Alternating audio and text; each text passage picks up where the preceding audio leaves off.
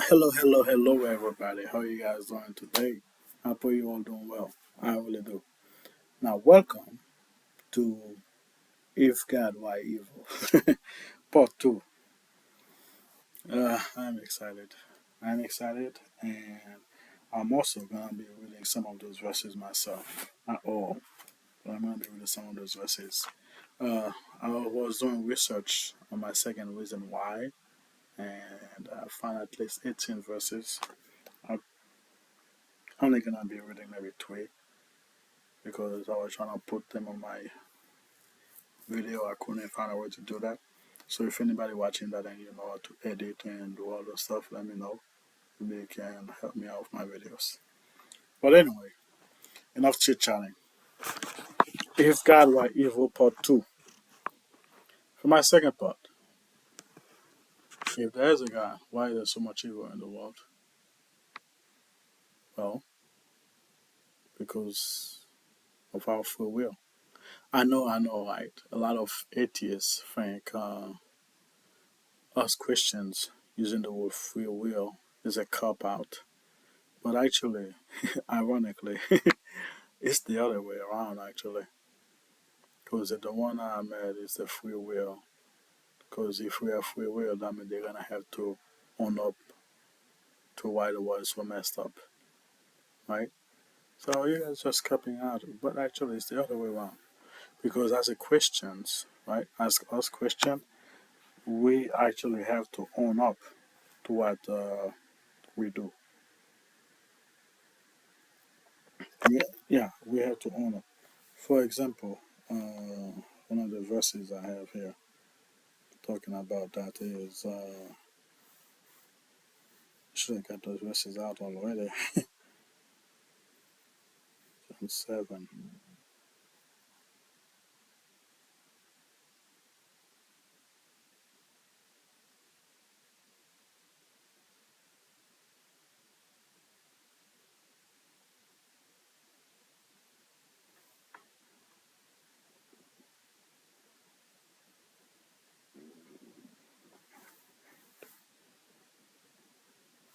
Alright, Mark 8, 34. That's not what I was looking for, but verse 34.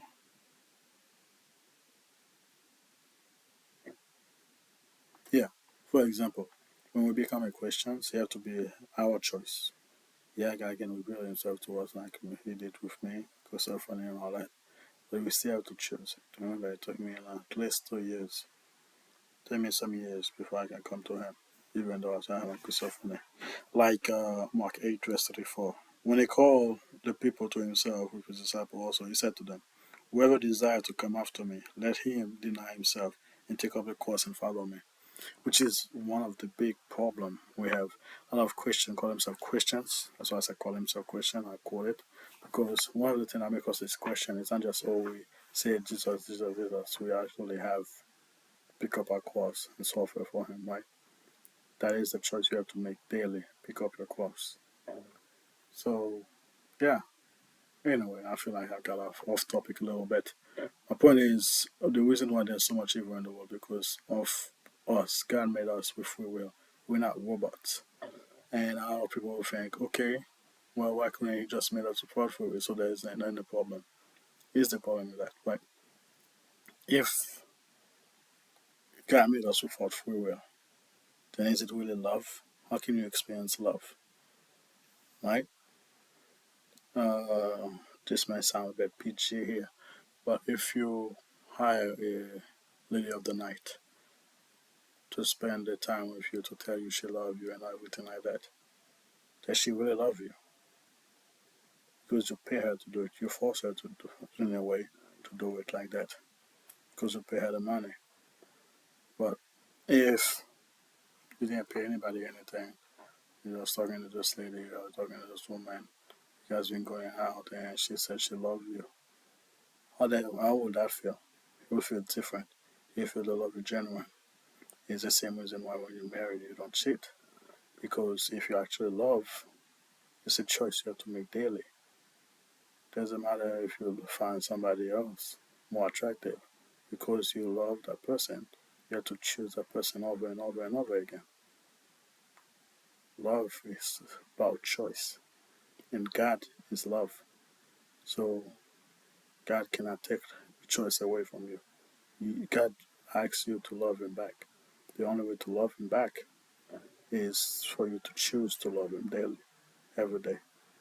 So, yeah, God gave us a free will, and because of that free will, we mess up the whole world. Like Eve had her own free will. She chose to eat the fruit, right? And guess what? Adam was right next to her, if you read it. And then he chose to do the same thing. It was her choice that messed up the world. And like I said before, in my first one, because we live in a messed up world, because of their choice, we are paying for it. I got another example for you guys. Might be like, but not every choice, every bad thing that happens is because of our choice. No, maybe not. But some of them is other people's choice. Like a good example I got is two couples. Well, one couple, two people. One couple that have two kids in the car. The guy do everything right in his life. Went to college, got a great, grades, graduated, top of his class, you know, best at his job and everything. Never even raise his voice at his kids. You know, two kids. The wife is the same way, right? As they're driving, somebody just T-bone them and kill all of them. And now it's dark, I know. But then found out that person was a drunk driver. Those two and the kids had done nothing wrong. They did not make any decision that should get them killed. However, the other person decided to drive drunk, and then they end up getting killed because of that person's choice. Everything in this world, well, I don't want to say everything, but almost everything in this world that is bad is because of our decision or somebody's decision. Even if it was a decision back then, like we get so much cancer nowadays because of all those chemical and all those stuff in the air, like um, when the big companies was dumping stuff or all the wires that was in the pole. They still do the wires and they put it on the ground. So if you don't see it, you don't talk about it. But anyway, that's another thing I know. But my point is, I don't know if you guys been noticing the vaccines and all that stuff we're doing. They don't help. Actually, make you more sick. Like COVID that just happened. I know it's a big subject and probably gonna go to another thing. But yeah, actually killing you if you do your research. Actually, not helping at all, right? Like all those decisions back then, all the people you can say, I don't know, for pay grade and all that stuff, make us where we are. Especially in the United States, is one of the biggest country there and have the most obese and the most unhealthy people because of the thing they be eating and they're dying early because of everything they be eating. Even when you think you're eating organic and or natural food, read the labels. They are processed and everything. They are gonna kill you faster. So it may not be your physical, it may not be your personal choice. You might actually want to eat healthy, but not reading the label, not seeing how they process all the stuff they call healthy, actually hurting you, killing you faster. One way or another, our choice is the reason why the world is all messed up. The world was already messed up the way it is, and we did not make it any better. We keep choosing the wrong thing every day. Okay, I said I was gonna give you guys a couple of verses, and I've only read one to show how the Christians have to make a choice. But let me read others talking about how God gave us a choice. We're not robots. We live. One of the things that makes us in God's image is that we decide how we want the world to go. We decide how things gonna turn out to be. So let's try another one to show Like I said, there's a lot of them. I open the that thing for 1 minute and I find 18. So I only take like 7 of them. I'm only gonna read like 3 more. Try Deuteronomy 30, verse 19.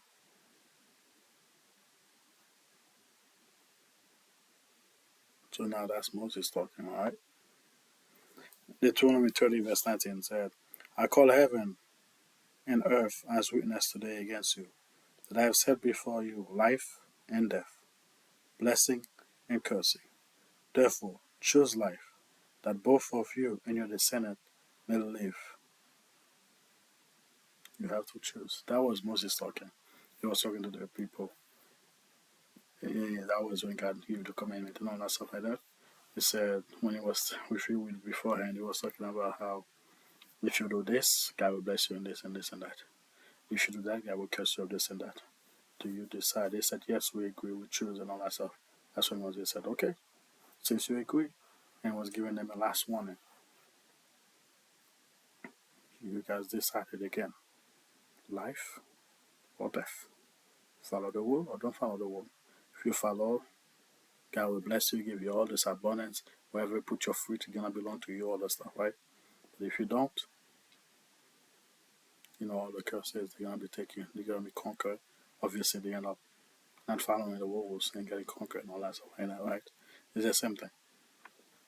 Again and again in the Bible, God always gives us a choice. We choose, and whatever happens next, it's our own choice. Another one, Joshua 24:15.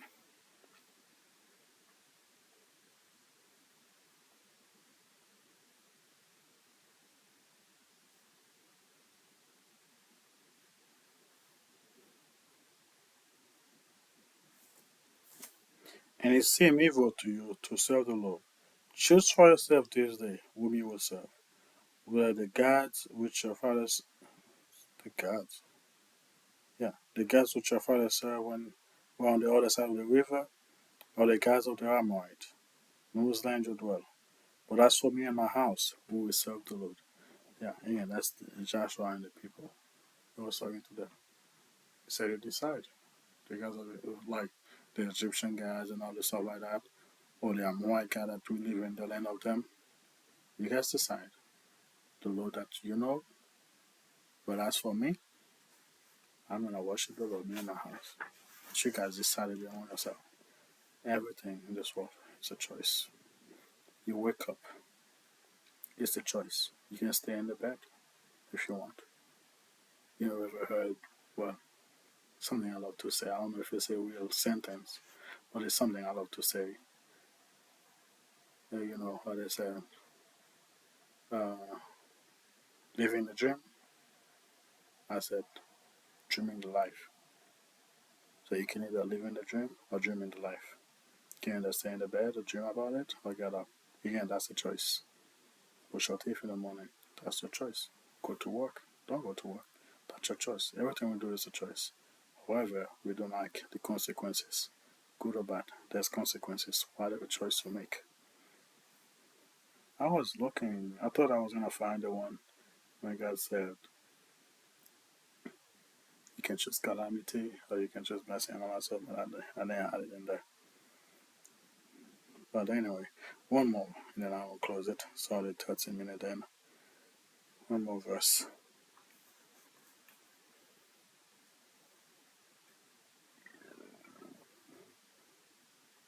Revelation 3, verse 3 to 20. Revelation 3, verse 20. Revelation 3, verse 20. Behold, I stand at the door and knock. If anyone hear my voice and open the door, I will come into him and dine with him and he with me. Now, here's the good news. It's also a choice, by the way.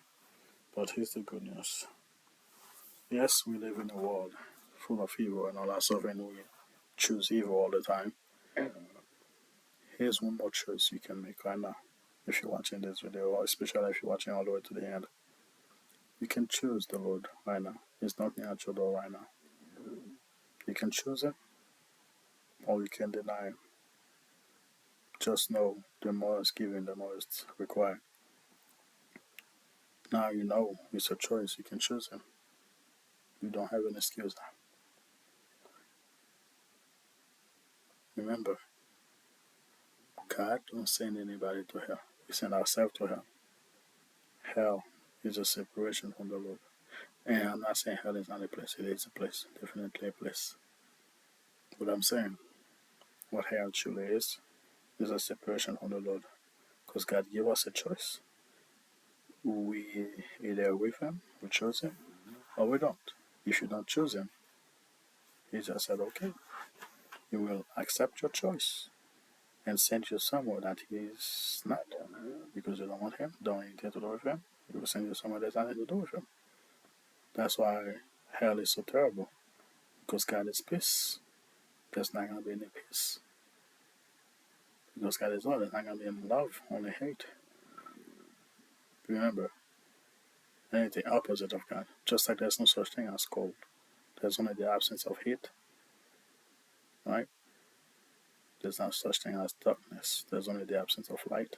It's the same thing with hell. It's the absence of everything about God, and everything about God is good, right? God is bliss, blessed, and everything, like happiness and all that stuff. You're not going to have none of that because that place you gotta go, if you don't accept Him, it's all no hope, no happiness, no bliss. But you guys got the picture. You got the point. Today is the day to make a choice.